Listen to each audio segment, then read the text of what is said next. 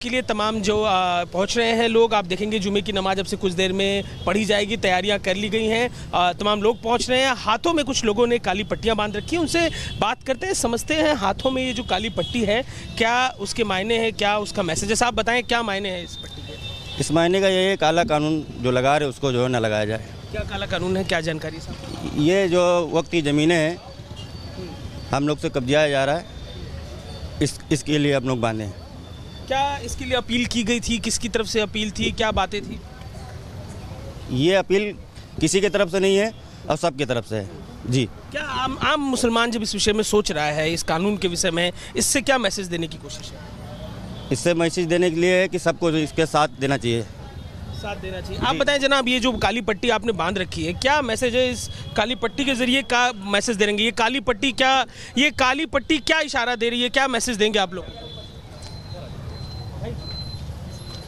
काली पट्टी का ये हमारे लोगों ने बांधा है, इसकी जानकारी अब हमारे लोगों के पास है। की तरफ से कहा गया। तो कुछ लोग ऐसे भी हैं जो दरखास्त की गई है उसको जोड़ कर, आप बताएं जनाब, ये काली पट्टी के जरिए क्या मैसेज देने की कोशिश है? देखिए, काली पट्टी तो हमेशा जो है बांधी गई है, तो वो खिलाफत के लिए बांधी गई, किसी भी चीज़ की खिलाफत हो उसके लिए बांधी गई है।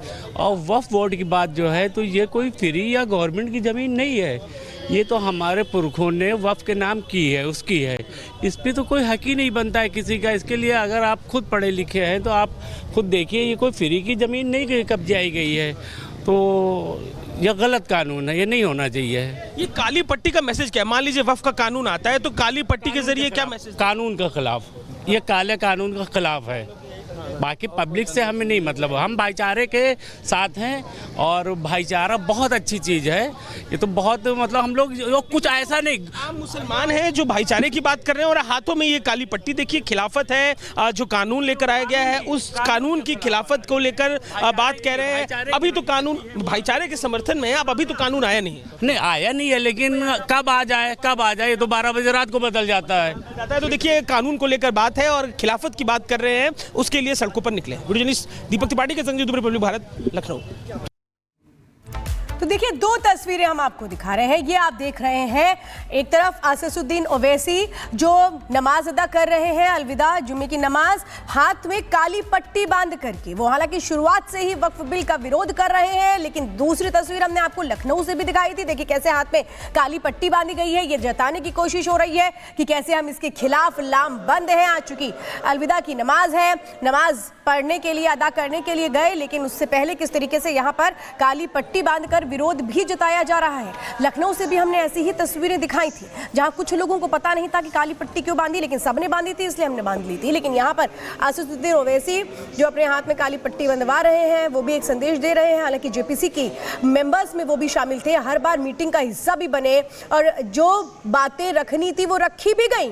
उसके बाद भी ये विरोध अभी भी जारी है, जो अलग अलग तस्वीरों में हमें अभी देखने को मिल रहा है। अलविदा की जो नमाज आज की जानी है, अदा की जानी है, उसमें कैसे विरोध जताया जा रहा है। तमाम वो मौलवी भी पहुंचे हैं जो विरोध जता रहे हैं।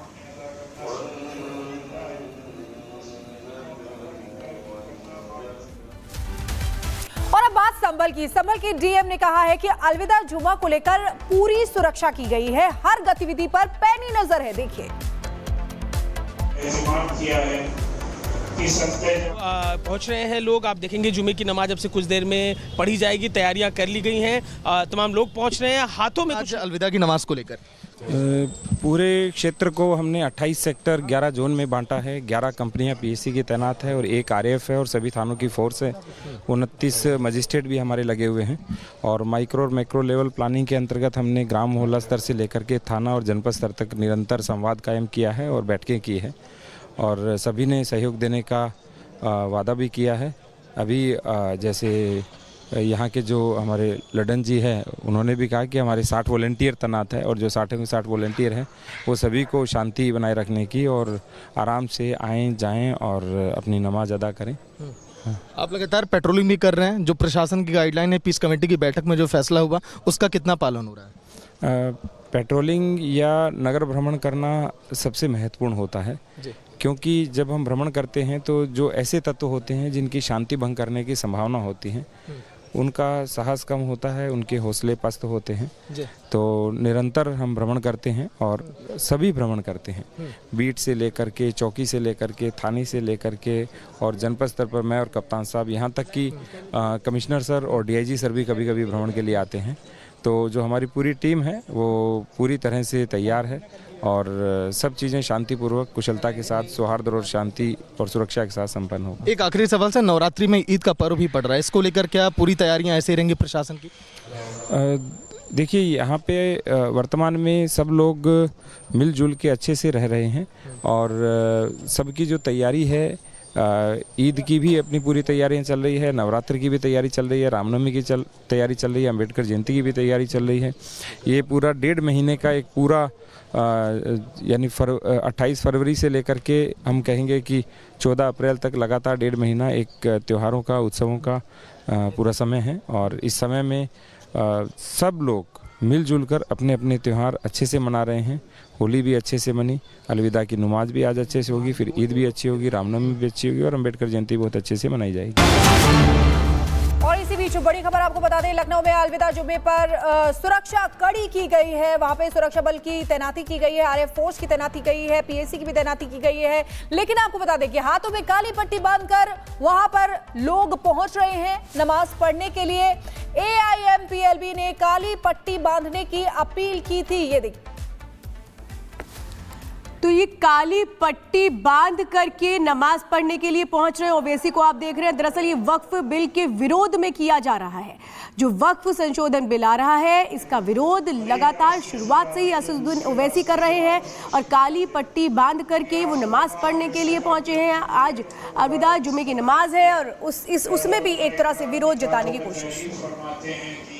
लखनऊ में जुमे की नमाज के लिए तमाम जो पहुंच रहे हैं लोग, आप देखेंगे जुमे की नमाज अब से कुछ देर में पढ़ी जाएगी, तैयारियां कर ली गई हैं। तमाम लोग पहुंच रहे हैं। हाथों में कुछ लोगों ने काली पट्टियां बांध रखी हैं, उनसे बात करते हैं, समझते हैं हाथों में ये जो काली पट्टी है क्या उसके मायने हैं, क्या उसका मैसेज है। साहब बताएं क्या मायने हैं इस पट्टी के? इस मायने का ये काला कानून जो लगा रहे उसको जो है ना लगाया जाए। क्या काला कानून है, क्या जानकारी साहब? ये जो वक्ती ज़मीनें हैं हम लोग से कब्जाया जा रहा है, इसके लिए हम लोग बांधे हैं। क्या इसके लिए अपील की गई थी? किसकी तरफ से अपील थी? क्या बातें थी?